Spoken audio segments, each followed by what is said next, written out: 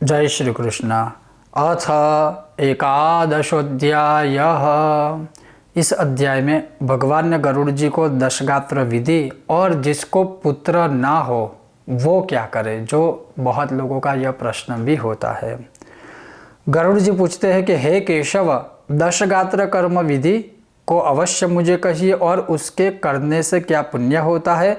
पुत्र न हो तब कौन करे, यह सब मुझे विस्तार से कहिए। तब भगवान ने कहा, भगवान बोले, हे गरुड़, सुनो, मैं दशगात्र विधि कहूँगा जिसके करने से सुपुत्र पैतृक ऋण से मुक्त होते हैं। इसलिए पुत्र शोक का त्याग कर, सात्विक धैर्य को धारण कर, पिता के लिए अश्रुपात न कर, पिंडदान आदि करे।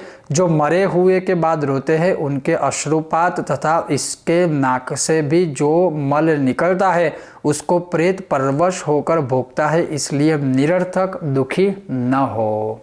10,000 वर्ष पर्यंत तक शोक करने पर भी वह मृतक व्यक्ति कभी नहीं दिखता।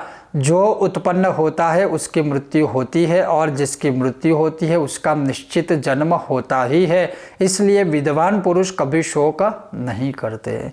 इस प्रकार का उपाय नहीं जो देवताओं व प्राणियों ने किया हो और जिससे मृत प्राणी को प्राप्त कर सके। होनहार को दूर करने का उपाय होता तो नल, राम, युधिष्ठिर ये राजा लोग दुख आदि कभी नहीं भोगते।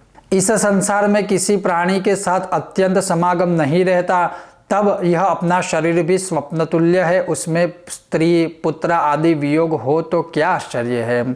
जैसे कोई राह में जाने वाला प्राणी वृक्ष की छाया में कुछ काल तक विश्राम कर चला जाता है, वैसे ही प्राणियों का मनुष्यों का समागम होता है। प्रातःकाल बनाया हुआ भोजन सायंकाल में नष्ट हो जाता है, वैसे ही अन्न से पुष्ट हुई नाशवान देह नित्य नहीं रह सकती। ऐसा विचार करना दुख की दवा है, इसलिए शोक रूपी अज्ञान को त्याग कर पुत्र पिंड दान आदि क्रिया करे। पुत्र स्त्री, स्त्री के अभाव में छोटा भाई, भ्राता के अभाव में ब्राह्मण, शिष्य या सपिंडी सगोत्र वाले क्रिया करे। हे गरुड़, जिसके सुत नहीं है, पुत्र नहीं है, उनके पिंड दानादि का कार्य बड़े भाई या छोटे भाई के पुत्र या पौत्र कर सकते हैं। भाइयों के मध्य में एक भाई को पुत्र है तो उस पुत्र से सब भाई पुत्र वाले हैं, ऐसा मनु ने कहा है। एक पुरुष के बहुत स्त्रियां हो जिसमें एक स्त्री को पुत्र है तो उस पुत्र के होते सब स्त्री पुत्र वाली है, ऐसा मनु का आदेश है और ऐसा सभी स्त्रियों को मानना चाहिए।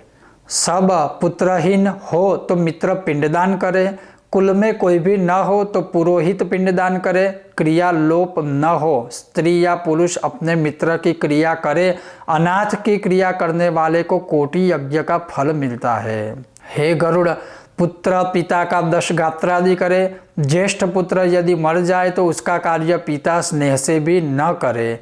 बहुत पुत्र हो फिर भी प्रेत का दशगात्र, सपिंड श्राद्धादि 16 श्राद्ध प्रथम पुत्र ही करे। धन विभाग होने पर भी भक्तिभाव द्वारा पिता का 12 मास का कृत्य ज्येष्ठ पुत्र ही करे। अनंतर सब वार्षिक श्राद्धादि अलग करे। ज्येष्ठ पुत्र दशगात्र एक समय भोजन, भूमि पर शयन, ईश्वर का ध्यान कर पवित्र रहे। 7 बार भूमि की परिक्रमा करने का जो फल होता है उतना फल माता तथा पिता की क्रिया करने से पुत्र को होता है। दशगात्र से लेकर 12 मास तक क्रिया करने से गया श्राद्ध का फल होता है। आमंत्रक कूप में, तड़ाग में, बगीचे में, तीर्थ में, मंदिर में आलस्य रहित हो मध्याह्न समय में जाकर स्नान करें। शुचि हो, वृक्ष के नीचे दक्षिणाभिमुख स्थित वेदिका निर्माण कर उसमें गोमय से लेपन कर वेदिका पर पर्णासन बिछाकर एक दर्भासन का कौशिक ब्राह्मण बैठा, उसका पाद्यादि से पूजन कर अतसी इस मंत्र से नमस्कार करे। अतसी पुष्पशंकाशम इस मंत्र से नमस्कार करे। उसके समीप पिंड स्थापनार्थ एक रेशमी वस्त्र बिछाकर उस पर नाम गोत्र का उच्चारण कर पिंड देवे।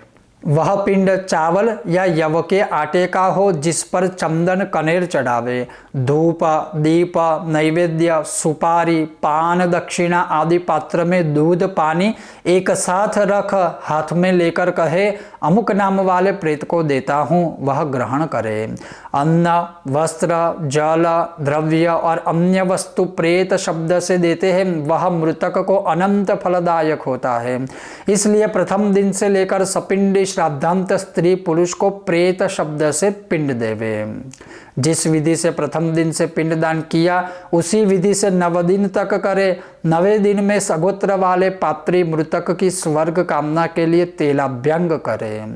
सगोत्र वाले तथा स्त्रियां सब बाहर जाकर स्नान कर हाथ में दुर्वा तथा धान का लावा लेकर स्त्रियों को आगे कर मृत प्राणी के घर जाए। वहां जाकर ऐसा वचन कहे कि दुर्वा सदृश आपके कुल की वृद्धि हो और लावा के सदृश कुल सुशोभित हो, ऐसा कह उसके घर में लावा तथा दुर्वा को त्याग देवे।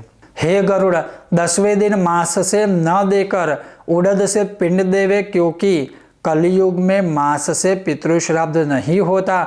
10वें दिन सब बांधव मुंडन करावे और क्रिया करने वाले पुत्र भी पुनः मुंडन करावे।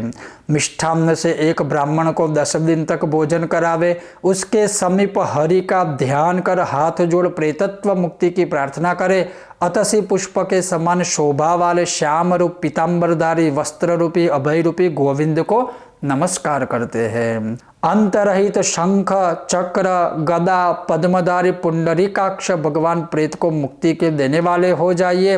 इस प्रकार प्रार्थना कर श्राद्धांत में प्रतिदिन मंत्र से स्नान कर गौ को गोग्रास दे, स्वयं भी भोजन करे।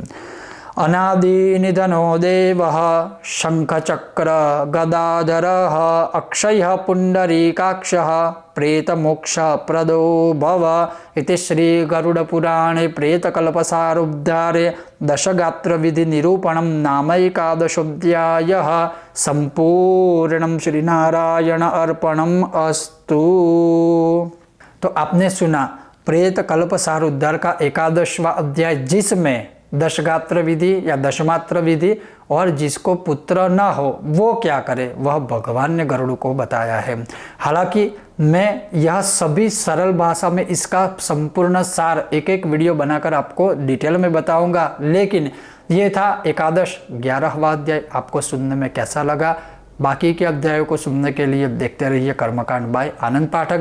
पहले जो अध्याय रखे हुए हैं, अपलोड किए हैं, उसको देखने के लिए आप हमारा प्लेलिस्ट चेक कर सकते हो या हमारी चैनल को भी विजिट कर सकते हो।